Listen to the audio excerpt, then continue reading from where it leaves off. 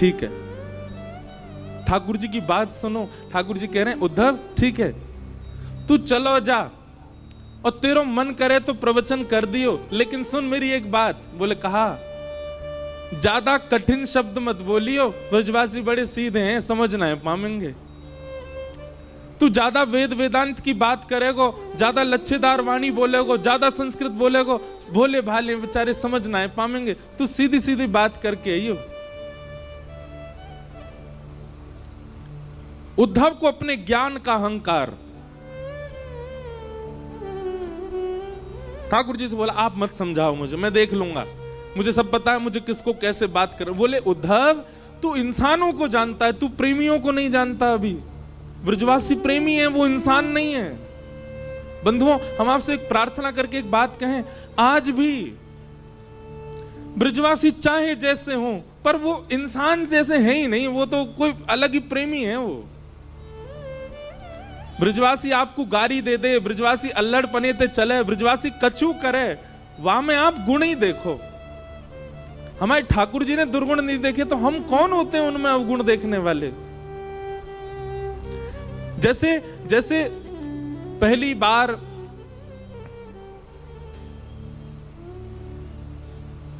प्रियतमा जब अपने प्रियतम को अपने पिता से मिलाती है तो बार बार अपने पिता को कहती है आप ज्यादा तेज नहीं बोलना, आप उसको ऐसे नहीं बोलना, आप पिताजी उसके पिताजी के बारे में कुछ मत बोल देना, आप धीमे बात करना, आप बहुत तेज बोल जाते हैं, वो डर जाएगा। वो अपने प्रियतम के लिए पक्ष लेती है और सबको समझाती है कि आप ऐसे मत बोलना।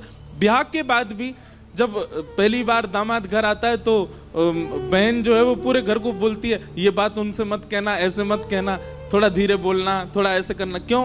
उनको बुरा ना लगे, क्योंकि प्रेम है ना। ऐसे मानो उद्धव को बार बार घूम घूम के ठाकुर जी समझा रहे, उद्धव ग्वालांते ऐसे बात मत करियो, मैया तो यो मत कहियो, और तू बहुत कठिन बोला, ऐसे कठिन मत बोलियो।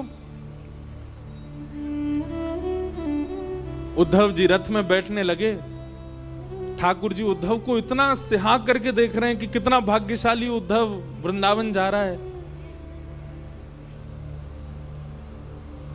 यहां पीछे ने बोल दियो भैया सब शांत हो जाए।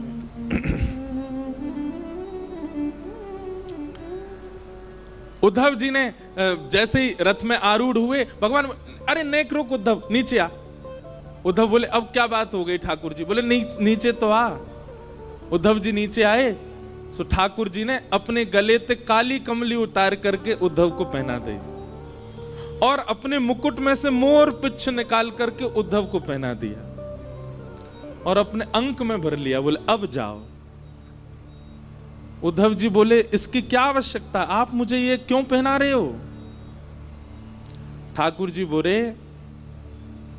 बिना या के जाएगो तो ब्रजवासी तोते बात ना करेंगे, या को पहन के जाएगो तो ब्रजवासी इनको लगेगा कि हमारो सखा आयो है।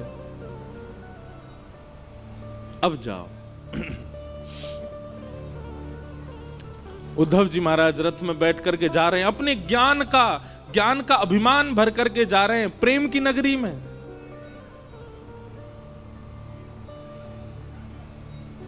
जैसा देश वैसा भेष होना चाहिए, यदि वैसा भेष नहीं होगा तो देश आपको स्वीकार नहीं कर पाएगा। वृंदावन के लिए ज्ञान की आवश्यकता नहीं है, वृंदावन के लिए बहुत यश की आवश्यकता नहीं है, वृंदावन के लिए बहुत संपत्ति होना आवश्यक नहीं है। कुछ नहीं हो चलेगा पर प्रेम होना बहुत आवश्यक है चित्त में, नहीं तो वृंदावन स्वीकार नहीं करेगा। आप वृंदावन लाख बार हुआ हो, वृंदावन स्वीकार करेगा तो वृंदावन अलग ही दिखने लगेगा आपको। आपको छोटी गलियां नहीं दिखेंगी, आपको भीड़ नहीं दिखेगी, आपको बंदर घूमते कूदते नहीं दिखेंगे, आपको कुछ अलग ही दिखेगा। अगर वृंदावन स्वीकार कर लेगा तो दृष्टि बदल जाएगी। पर वृंदावन स्वीकार के लिए प्रेमी बन करके जाओ। उद्धव जी महाराज वृंदावन जा रहे हैं। अब वृंदावन की स्थिति सुनो। अभी ठाकुर जी को ब्रज से गए हुए लगभग 4 वर्ष हो गए, 4-5 वर्ष ठाकुर जी को जाए हुए हो गए। और वृंदावन की स्थिति क्या है? आज भी इतने वर्ष ठाकुर जी के गए हुए हो गए, आज भी मधुमंगल, श्रीदामा, तन सुखा, मन सुखा, धन सुखा और ब्रजमंडल के समस्त गोप ग्वाल मथुरा के मार्ग पर आकर के बैठ जाते हैं और एक छांव के नीचे बैठ करके मथुरा की ओर देखते रहे। मैं कन्हैया आ रहे होगो, परसों की कह के गयो, आ रहे होगो। रोज प्रतीक्षा करते हैं इतने वर्षों से नित्य, और शाम तक प्रतीक्षा करते करते जैसे ही रात हो जाती है तो रोते रोते जाते हैं और नंद भवन के बाहर जाकर के कहते हैं, अरे यशोदा, ओ मैया सुन, तेरो लाला आजो नहीं आयो, परसों की कह के गए हो ना मैया, यही सोच के सो जाइयो कि आज नहीं आवेगो, परसों आवेगो। कल भी मैया यही सोच के सो जाइयो कि परसों आवेगो, परसों भी यही सोच के सो जाइयो कि परसों आवेगो। ऐसो ऐसो दिन बता के गयो है कन्हैया, परसों, बरसों बीत गई लेकिन परसों नहीं आ रही है, आयो नहीं। और रोते बिलखते सब ग्वाल बाल अपने अपने घरों में जाकर के सो जाते हैं। पर आज सब ग्वाल बाल बैठे हैं मथुरा के मार्ग पर देख रहे हैं। तभी स्वर्ण मंडित एक रथ वृंदावन की ओर आ रहा है। उस रथ को देख करके मधुमंगल, श्रीदामा, तन सुखा, मन सुखा, धन सुखा, सुबल, तोक, ठाकुर जी के सारे सखा, सब में मानो जैसे प्राण की लहर जैसी दौड़ पड़ी हो। अरे कन्हैया आ गयो, अरे हमारो लाला आ गयो, अरे देखो भैया सखा आ गयो, अरे आज परसों आ गई, आज तो कन्हैया आ गयो, अरे मथुरा ते रथ आ रहो भैया, अरे कोई जाओ, जाकर के पूरे वृंदावन में हल्ला मचाओ, व्यवस्था करेंगे, बंधन बार बांधेंगे, रोली लाएंगे, अरे भैया सारी भूल माफ कर देंगे, लाला को हृदय से लगाएंगे, हमारो लाला आ गयो। सब दौड़ने लगे रथ की ओर। मधुमंगल बोलो, मैं नहीं जाऊंगा, तुम सब जाओ, या से बात ना करूंगा मैं, या को मुंह ना देखूंगा मैं। अरे जी बहुत बेकार है, या तो इतना प्रेम कियो मैंने, इतने दिना बाद आ रहा है, कह दियो मधुमंगल तो तोते मित्रता तोड़ चुका है, तुम सबरे जाके मिल लो, मैं ना मिल लो। श्रीदामा समझा रहा, अरे भैया लाला आयो, एक बार जोड़ते दौड़ के गले लगा ले, फिर भली नाराज है जाइयो, इतने साल बाद आ रहा है, मिल तो ले। मधुमंगल बोलो, सही कह रहे हो श्रीदामा, लाला बहुत दिना बाद आ रहा है, एक बार अंक से भर लूंगा कस के और फिर दारी के ऐसा दूर फेंकूंगा, मुझे फिर मत मिलवाइयो बातें जी, बहुत उद्यमी है, इतने दिना बाद आ रहा हो, चल चल चल दौड़ के सब्र मिले बातें। सब ब्रजवासी दौड़ करके गए और बीच मार्ग में ही रथ रोक लिया, चारों तरफ से घेर लिया। सबके मुखमंडल पर प्रसन्नता है और नेत्रों में आंसू हैं। एक दूसरे को हाथ कस के पकड़ रखो है कि हमारो लाला आ गयो, हमारो कन्हैया आ गयो, देख अब ही उतरेगो रथ में से। तभी रथ का पर्दा हटा और भीतर से श्री उद्धव जी महाराज उतर करके नीचे आए।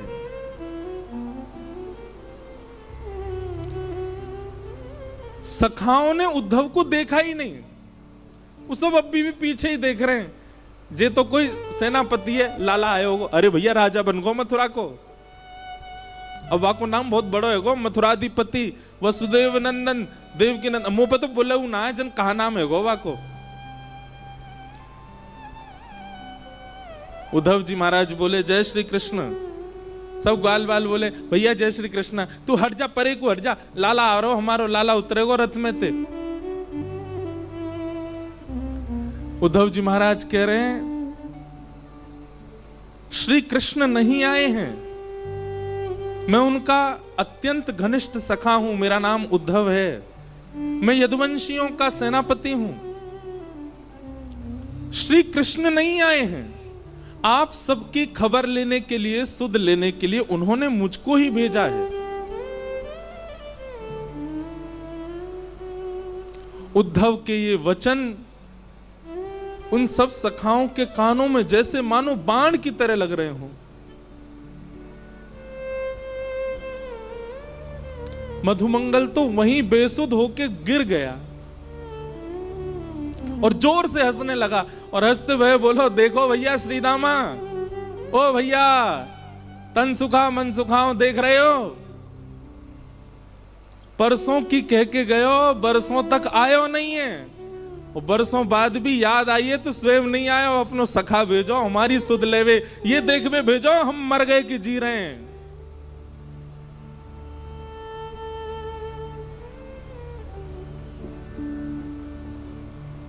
उद्धव जी बोले,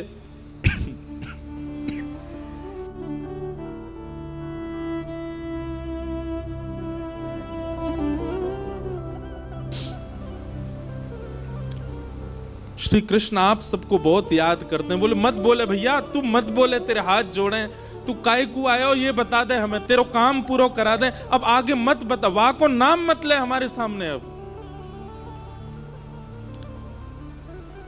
उद्धव जी महाराज बोले, मुझे यशोदा मैया से मिलना है, मुझे नंद बाबा से मिलना है, आप में से कोई मुझे मार्ग बताएगा, नंद भवन कहां है, मैं चला जाऊं वहां पर। मधुमंगल बोलो, मार्ग बताऊं तो को, आजा मेरे संगा। उद्धव का हाथ पकड़ करके ले गए। एक छोटा सा जल का एक नाला जैसा बह रहा था। बोले या के किनारे किनारो चलो जाइयो, और जहां से ये जल उद्गम है रो है, जहां से ये जल आ रहे हो है, वही नंद भवन है, चलो जा जा। उद्धव जी बोले, नाले का उद्गम नंद भवन से? पहली बार सुन रहा हूं किसी घर से कोई नाला निकलता है क्या?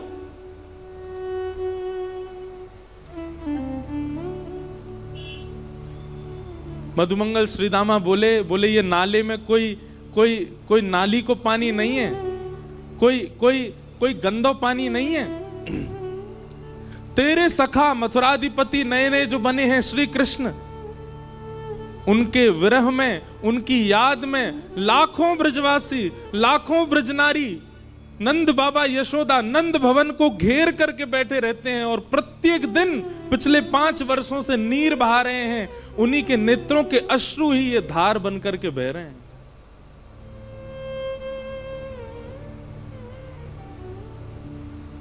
उद्धव जी महाराज को जब ये बात पता चली कि ये ब्रजवासियों के विरहाश्रु हैं, स्तब्ध हो गए। एक प्रकार से मानो जैसे खून ठंडा पड़ गया हो उद्धव जी का, बुद्धि शून्य हो गई हो। ये कैसे हो सकता है? इतना संभव कैसे हो सकता है? उद्धव जी महाराज अब अपने ज्ञान के अभिमान को धीरे धीरे नष्ट कर रहे हैं, धीरे धीरे नष्ट। ज्यों ज्यों वृंदावन में कदम बढ़ा रहे हैं, त्यों त्यों उद्धव जी शून्य होते जा रहे हैं। वृक्षों में देखते हैं तो वृक्षों पर बैठे हुए पक्षियों के भी नेत्रों में अश्रुबिंद दिखते हैं। क्यों? वो पक्षी भी उसी रथ की ओर देख रहे थे कि श्री कृष्ण आए होंगे। वृंदावन में प्रवेश किया तो गाय चारा नहीं चर रही है, पतली हो गई है, एक एक हड्डी दिखाई दे रही है। मधुमंगल श्रीदामा बताते चल रहे, देख ये कन्हैया को देख के बेचारी भोजन करे, इतने दिन है गए भोजन ही ना करे, पतरी है गई है। सबकी स्थिति बताते हुए चल रहे हैं। उद्धव को इतना एहसास तो हो गया कि वृंदावन से श्री कृष्ण नहीं गए हैं, वृंदावन से सबका प्राण चला गया है मथुरा।